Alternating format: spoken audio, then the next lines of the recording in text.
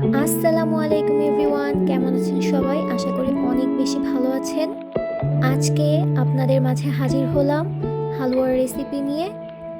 আমি জানি আপনারা সবাই অনেক ভালো হালুয়া রান্না করতে পারেন, তবে আমার এই রেসিপিটা তাদের জন্য যারা রান্না আমার থেকেও কাঁচা।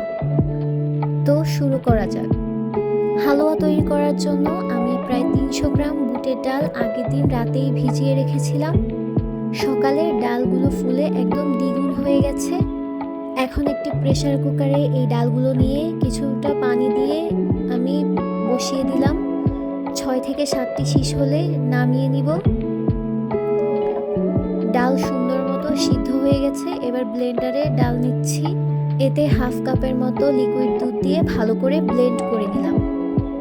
এবার হালুয়াতে দেওয়ার জন্য আমি কিছু ড্রাই ফ্রুটস নিয়েছি। আমার ঘরে যা যা ড্রাই ফ্রুটস ছিল সেগুলাই নিয়েছি। 2 ধরনের কিশমিশ, আখরোট আর পিস্তা বাদাম। এবার কড়াইতে প্যান বসিয়ে তাতে 3 টেবিল চামচ ঘি দিয়ে তার ভেতর 1 টুকরো তেজপাতা, 1 টুকরো দারচিনি আর একটা এলাচ দিয়ে দিলাম।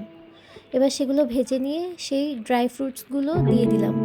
ড্রাই ফ্রুটসগুলো ভেজে নিয়ে একটি পাত্রে তুলে সাইডে রেখে দিলাম।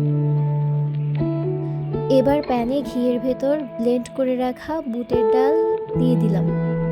এই সময় অবশ্যই গ্যাসের ফ্লেমটা লোতে রাখতে হবে, না হলে ডালের মিশ্রণটি গায়ে ছিটে লাগতে পারে। কিছুক্ষণ ভালোভাবে মেশানোর পর এটা অনেকটা শুকানো শুরু করবে।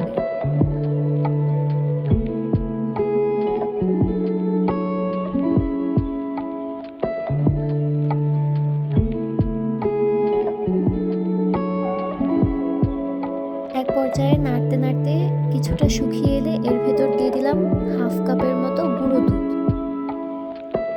গুঁড়ো দুধ দিয়ে খুব সুন্দরভাবে এটাকে নাড়তে হবে, না হলে দলা পেকে যাওয়ার সম্ভাবনা আছে।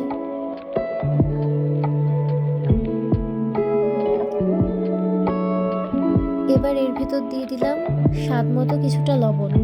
আমার কাছে মিষ্টি খাবারে লবণ দিলে মিষ্টি খাবারের টেস্টটা খুবই ভালো লাগে। এই পর্যায়ে 3 ধাপে আমি প্রায় 200 গ্রাম চিনি হালুয়ায় অ্যাড করেছি। চিনি দেওয়ার পর মিশ্রণটা খুব ভালোভাবে নাড়তে হবে। চিনি দেওয়ার পর দেখতে পাচ্ছেন মিশ্রণটা আবার পানি ছেড়ে দিয়েছে আর আবার একটু কাদা কাদা হয়ে গিয়েছে।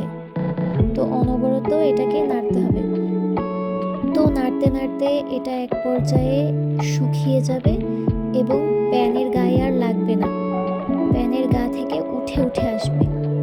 প্যানের গা থেকে যখন উঠে উঠে আসবে তখনই বুঝতে হবে হালুয়াটা রেডি হয়ে গেছে। আপনারা চাইলে এই পর্যায়েও হালুয়াটাকে উঠিয়ে সার্ভ করতে পারেন, তবে আমি এটাকে যেহেতু একটু শেপ দেব সেহেতু এটাকে আরেকটু শক্ত করছি। এরপর আমি এর ভিতর দিয়ে দিলাম সেই ভেজে রাখা বাদাম আর কিশমিশ। আমার হালুয়া রেডি। এখন এটাকে আমি একটা প্লেটে ঘি ব্রাশ করে হালুয়াটাকে সমান করে চারিদিকে ছড়িয়ে কিছু কুকি কাটার দিয়ে শেপ করে নিচ্ছি।